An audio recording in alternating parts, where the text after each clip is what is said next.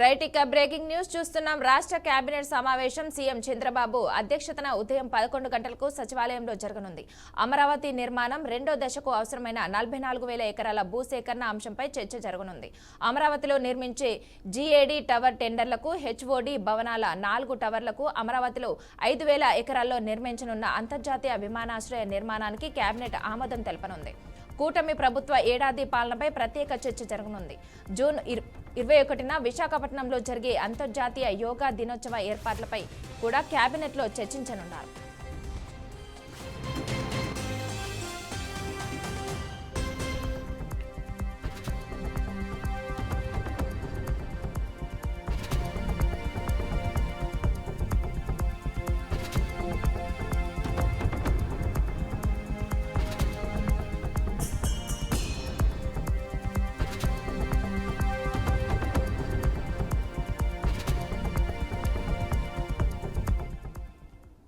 ఇక ఇదే అంశంపై మరింత సమాచారం మా ప్రతినిధి నాయుడు అందిస్తారు. నాయుడు, చెప్పండి. థ్యాంక్ యూ మనస. ఏపీ కేబినెట్ సమావేశం ఈ రోజు నిర్వహించనున్నారు. ప్రధానంగా చూసుకున్నట్టయితే కనుక సమావేశం సంబంధించి సచివాలయంలోని మొదటి బ్లాక్ లోని సమావేశం నిర్వహించనున్నారు. అది ఈ రోజు ఉదయం 11 గంటలకు సుమారు ప్రారంభమయ్యే అవకాశం కనిపిస్తుంది. ప్రధానంగా చూసుకున్నట్టయితే కనుక ఈ సమావేశంలో పలు కీలక ప్రతిపాదనలపై సీఎం చంద్రబాబు నాయుడు మంత్రివర్గంలో చర్చించి ఆమోదించే అవకాశం ఉన్నట్లుగా కూడా తెలుస్తుంది. ఇందులో ప్రధానంగా మనం చూసుకున్నట్టయితే కనుక మొదటి అంశంగా కూడా దీనిపై పరిగణిస్తున్నట్టుగా కూడా తెలుస్తుంది. అమరావతి నిర్మాణం సంబంధించి అందులో అదేవిధంగా జీఏడీ టవర్లు, హెచ్ఓడి టవర్లు టెండర్లకు ఆమోదం తెలిపే విధంగా కూడా ఉన్నట్టుగా కూడా మనకు తెలియవచ్చింది. అయితే అదే విధంగా చూసుకున్నట్టయితే కనుక గత సంవత్సర కాలంగా ఎన్నికల ముందు ఏదైతే ఏపీలో ప్రజలకు వాగ్దానం చేశారో తల్లికి వందనం పేరుతో అయితే మాత్రం విద్యార్థుల తల్లుల ఖాతాల్లో 15,000 రూపాయలు వేసేటువంటి నిధులపైన కూడా ఈ రోజు చర్చించే అవకాశం ఉందంటూ కూడా తెలియవచ్చింది. అయితే అదేవిధంగా అత్యంత ప్రతిష్టాత్మకంగా జూన్ 5న ప్రారంభించబోతున్నట్టు కోటి మొక్కలు నాటే కార్యక్రమంపై కూడా దీనిపై కూడా ఈ రోజు మంత్రిమండలిలో ప్రధానంగా చర్చించే అవకాశం కూడా మనకి తెలియవచ్చింది. దాంతో పాటు మరొక 44,000 ఎకరాల భూసేకరణపై కూడా ఈ రోజు చర్చించే అవకాశం ఉందంటూ కూడా అక్కడైతే మాత్రం ఇక్కడ మనకు తెలియవచ్చింది. ఎందుకంటే రాజధాని అమరావతి కోసం ఇప్పటికే 33,000 ఎకరాల భూమిని అయితే పూర్తి స్థాయిలో కూడా సేకరించిన పరిస్థితి ఉంది. అయితే దీంతో పాటు మరొక 44,000 ఎకరాల భూమిని సమీకరించాలంటూ కూడా ప్రభుత్వం భావిస్తున్నట్టుగా కూడా తెలియవచ్చింది. అయితే దీనిపై సంబంధించి మంత్రివర్గంలో ఈ రోజు చర్చించే అవకాశం ఉన్నట్లుగా కూడా మనకి ఉన్న ఇన్ఫర్మేషన్ అయితే ఉంది. అయితే ప్రధానంగా ఈ 44,000 ఎకరాల భూముల్లో కూడా సుమారుగా 5,000 ఎకరాల్లో అమరావతి ఇంటర్నేషనల్ ఎయిర్పోర్ట్ ని నిర్మించాలని కూడా తలంపు పట్టినట్టుగా తెలుస్తుంది. అదేవిధంగా 2,500 ఎకరాల్లో అంతర్జాతీయ స్పోర్ట్స్ సిటీని కూడా నిర్మించాలని కూడా కేంద్ర కేబినెట్ లో కూడా చర్చించే అవకాశం ఉందంటూ కూడా తెలియవచ్చింది. అయితే 2,500 మరో 2,500 ఎకరాల్లో అయితే కనుక దీనికి సంబంధించి స్మార్ట్ ఇండస్ట్రీస్ గా పొల్యూషన్ లేనటువంటి స్మార్ట్ ఇండస్ట్రీస్ ఇక్కడ నిర్మించాలంటూ కూడా ఇప్పటికే ప్రతిపాదనలు ఉన్నట్టుగా కూడా తెలుస్తుంది. అయితే దీనికి సంబంధించి పలు సంవత్సరాలు అయితే భూ కేటాయింపులు కూడా చర్చించే అవకాశం ఉంది. అదేవిధంగా చూసుకున్నట్టయితే కనుక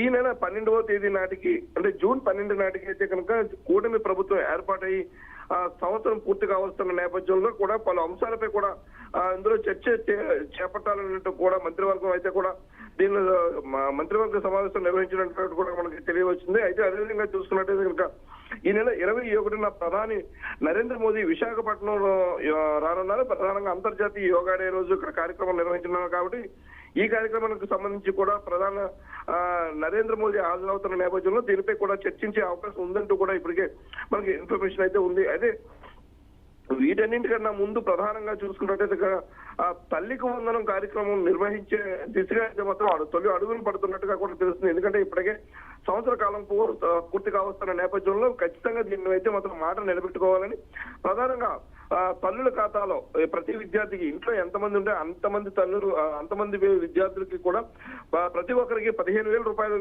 చొప్పున ఖచ్చితంగా దీన్ని వెయ్యాలంటూ కూడా ఒక ఆలోచన ఉన్న నేపథ్యంలో ఈ రోజు అయితే మాత్రం కేబినెట్ సమావేశంలో దీనికి సంబంధించి పూర్తి స్థాయిలో చర్చ జరిగే అవకాశం కూడా కనిపిస్తుంది. అదేవిధంగా దీన్ని ఈ నెల 15వ తేదీ నాటికి అమలు అయ్యే విధంగా దీన్ని ఖచ్చితంగా కూడా దీన్ని చేయాలంటూ కూడా పెద్ద స్థాయిలో దీనిపై చర్చ జరిగే అవకాశం ఉన్న కనిపిస్తుంది. అదేవిధంగా చూసుకున్నట్టయితే కనుక సీఎం చంద్రబాబు నాయుడు దీనిపై అయితే మాత్రం ఆ పెద్ద స్థాయిలో పట్టుబట్టిన పరిస్థితి కూడా కనిపిస్తుంది. ఎందుకంటే ఇచ్చిన మాట నిలబెట్టుకోవాలంటే ఖచ్చితంగా తల్లిదండ్రులు అదే విధంగా విద్యార్థులు కూడా స్కూల్ ప్రారంభం అయ్యే నాటికి ఈ అమౌంట్ ఇవ్వడం ద్వారా అయితే మాత్రం వాళ్ళకి మరింతగా ఉపయోగపడుతుందంటూ కూడా దీనిపై అయితే మాత్రం చర్చ జరిగిన పరిస్థితి అయితే కనిపిస్తుంది. అయితే ఈ నేపథ్యంలో తల్లు ప్రతి ఒక్క విద్యార్థికి కూడా 15,000 రూపాయలను కూడా వేయడం ద్వారా అయితే మాత్రం ప్రతి ఒక్క విద్యార్థి కూడా సంతోషంగా ఉంటారంటూ కూడా చెప్తున్న పరిస్థితి కనిపిస్తుంది మనకి మనస.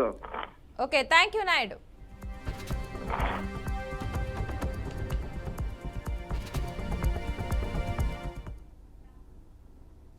అహ్మదాబాద్లోని నరేంద్ర మోదీ స్టేడియం వేదికగా జరిగిన ఐపీఎల్ 2025 ఫైనల్ సమరంలో ఆర్సీబీ చరిత్ర సృష్టించింది. పంజాబ్ కింగ్స్తో జరిగిన హోరాహోరీ పోరులో విజయం సాధించింది. తమ 18 ఏళ్ల సుదీర్ఘ ఐపీఎల్ టైటిల్ నిరీక్షణకు తెరదించింది. ఆర్సీబీ ఎట్టకేలకు తమ మొట్టమొదటి ఐపీఎల్ ట్రోఫీని ముద్దాడింది. ఇక ఈ విజయంతో బెంగళూరు అభిమానుల దశాబ్దాల కల నెరవేరింది. ఐపీఎల్ ఆరంభం నుంచి టైటిల్ కోసం ఆలుపెరగని పోరాటం చేస్తున్న రాయల్ ఛాలెంజర్స్ బెంగళూరు ఎట్టకేలకు తమ లక్ష్యాన్ని చేరుకుంది. కర్ణాటక ముఖ్యమంత్రి సిద్ధరామయ్య, డిప్యూటీ డీకే శివకుమార్ ఆర్సీబీకి శుభాకాంక్షలు తెలిపారు.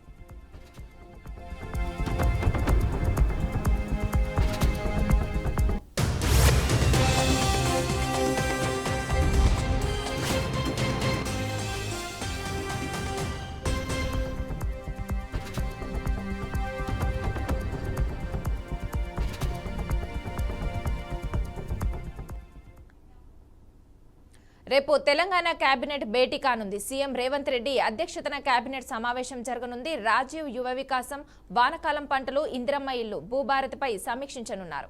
కాళేశ్వరం విజిలెన్స్, ఎన్డీఏసీ నివేదికలపై చర్చించనున్నట్లు సమాచారం. ఇక ప్రభుత్వ ఉద్యోగుల సమస్యలపై కమిటీ నివేదికపై పలు అంశాలపై కీలక నిర్ణయం తీసుకోనున్నట్లు తెలుస్తోంది.